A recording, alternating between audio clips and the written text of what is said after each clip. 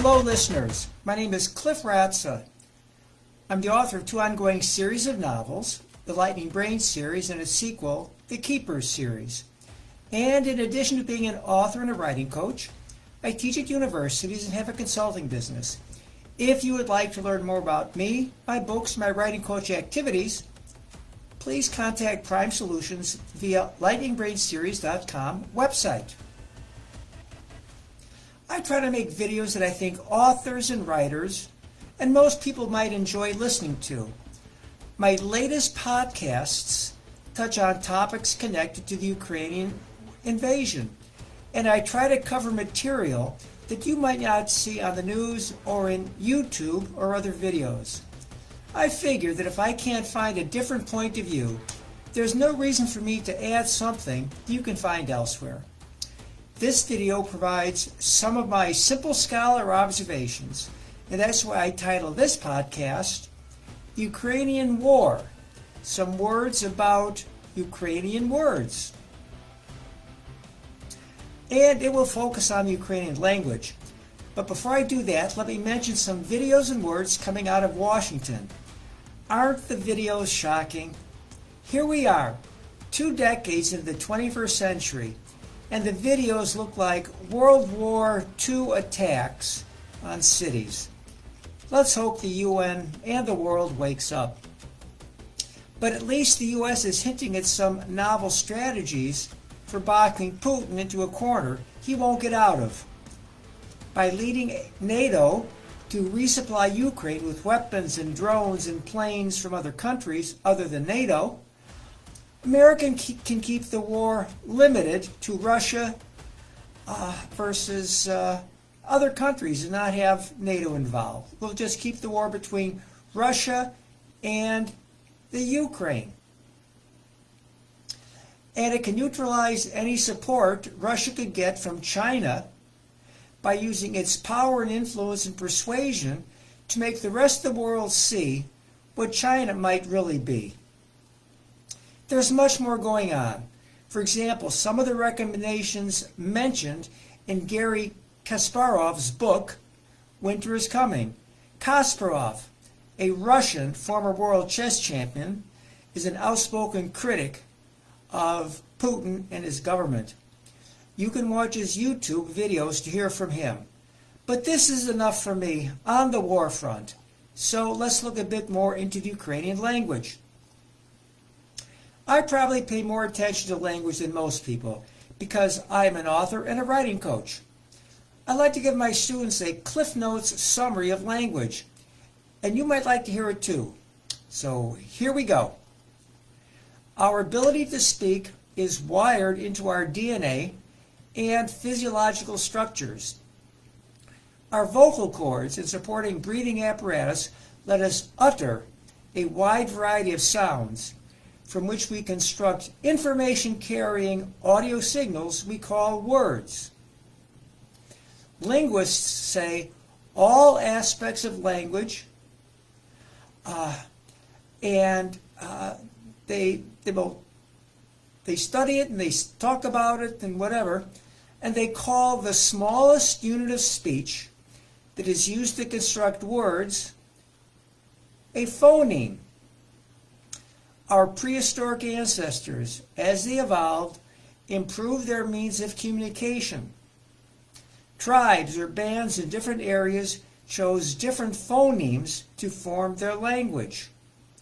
And about 6,000 years or so ago, they began writing to record what we now call history.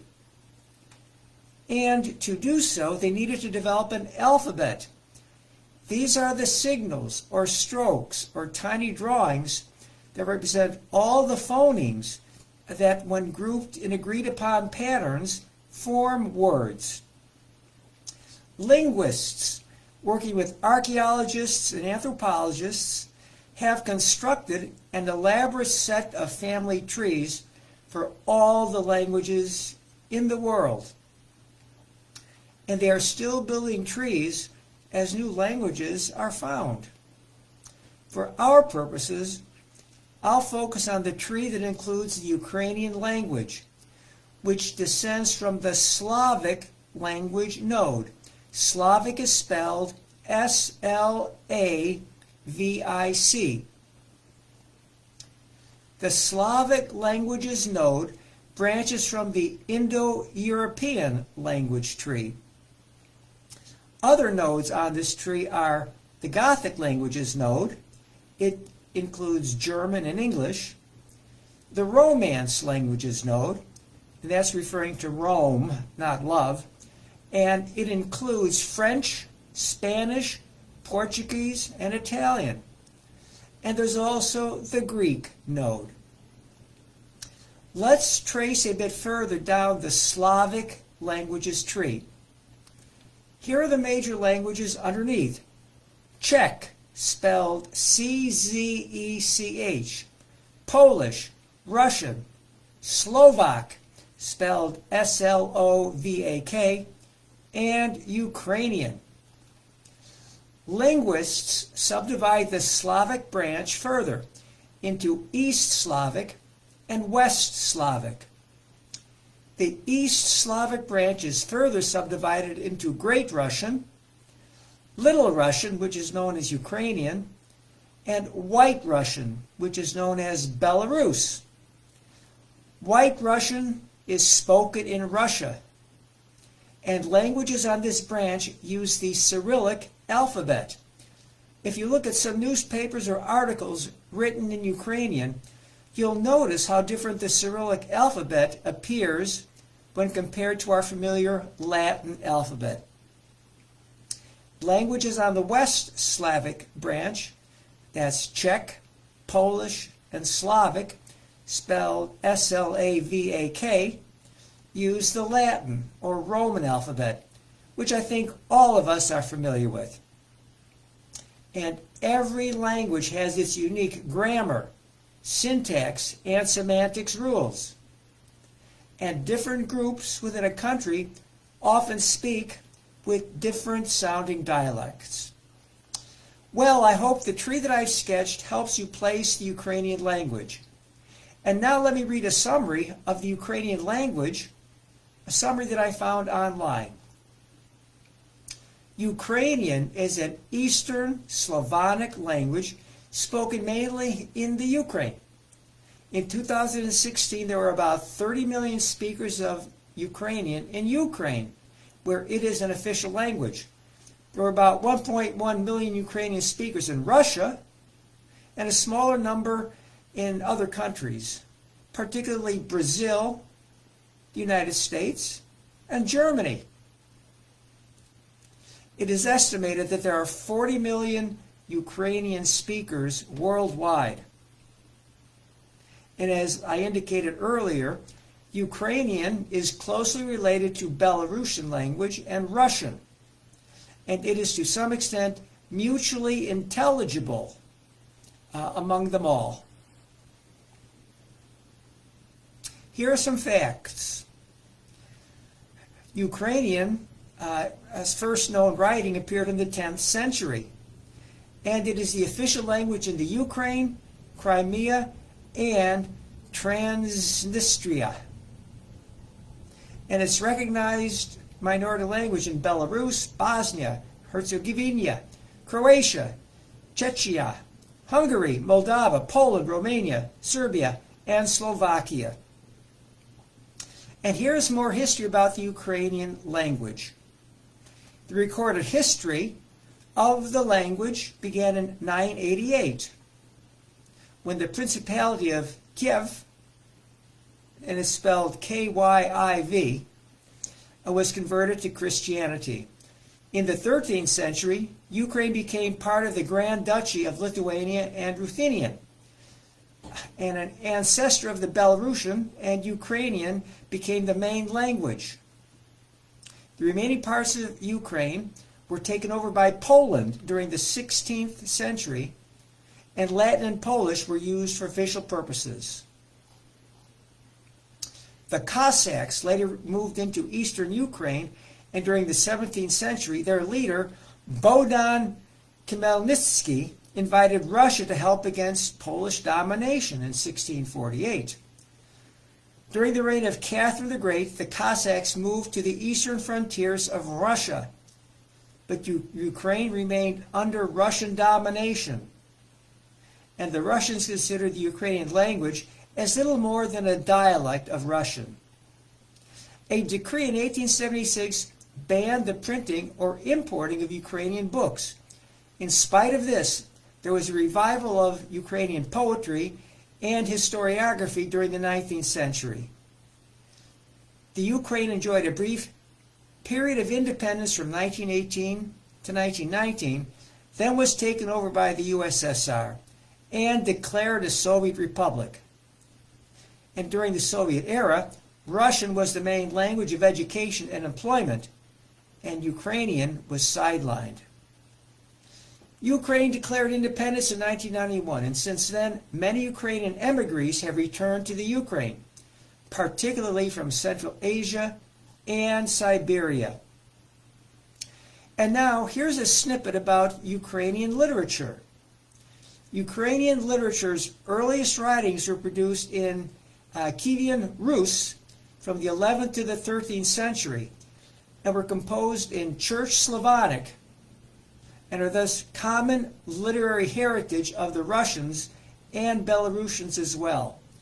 And its rise from obscurity is believed to have been triggered by the publishing of a widely successful poem, Anita, by Ivan Kotlyaevsky in 1798, which is one of the first instances of a printed literary work written in modern Ukrainian language. According to one article, here are some of the Ukrainian literary classics you're supposed to read. Kobzar by Taras Shevchenko. The Forest Song by Lesya Ukrainya. Tiger Trappers by Ivan Baryani. Anita by Ivan Kotlyaevsky. There are others, and you can find some of them on the Amazon website. For example, the novel Gray Bees. It's a paperback written by Andrei Kirchhoff, is also available. He wrote the article about Ukrainian heroes that I used in a recent video. You can also listen to a discussion of the poem Anita on YouTube. It is that poem, Anita, is a humorous rendition of Virgil's Aeneid, which is a saga recounting the founding of Rome. But Kotlyaevsky's poem is a Cossack, loosely based interpretation. Ukrainian literature and Ukrainian national identity are, of course, intertwined. And Ukrainian national identity is not an accident, nor was it invented by the West. But for centuries, Ukrainians have struggled to fend off attempts to erase their culture. In the early 19th century, Russian publishers accepted Ukrainian literature only if it was ethnographic, comedic, or apolitical. Serious literature had to be in Russian. Successive laws in 1863 and 1876 led to the effective banning of all works in the Ukrainian language, as well as their near-complete prohibition in public settings.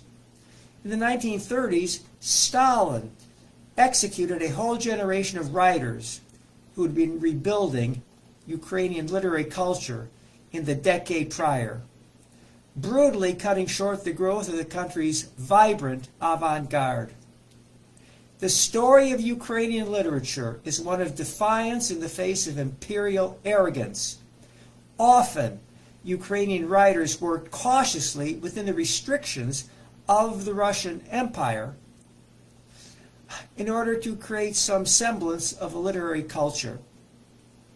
Sometimes they tried to express their Ukrainianness through works written in Russian. Others chose outright criticism of Russian imperialism and suffered for it. Others still simply laughed at the hubris of those intent on making Ukraine look insignificant. And no one used humor to assert Ukrainian identity more than Nikolai Gogol, known as Mykola Hohol in Ukrainian, who, despite his origins, I guess he's Ukrainian, is known to the world as a Russian. This irreverence toward the empire was the foundation on which the Ukrainian literature of the mid to late 19th century was built, with writers such as Urenka and Taras Shevchenko, Ukraine's national poet, and this defiance was far more overt than with the outwardly loyal Gogol. There's much more I could say, but this is plenty for now. And I hope you found the excursion into the Ukrainian language and literature interesting. And I'm going to say cheers. I'm going to say cheers in Ukrainian. So, here we go. Budmore! I hope I pronounced that correctly. Budmore, or cheers until next time.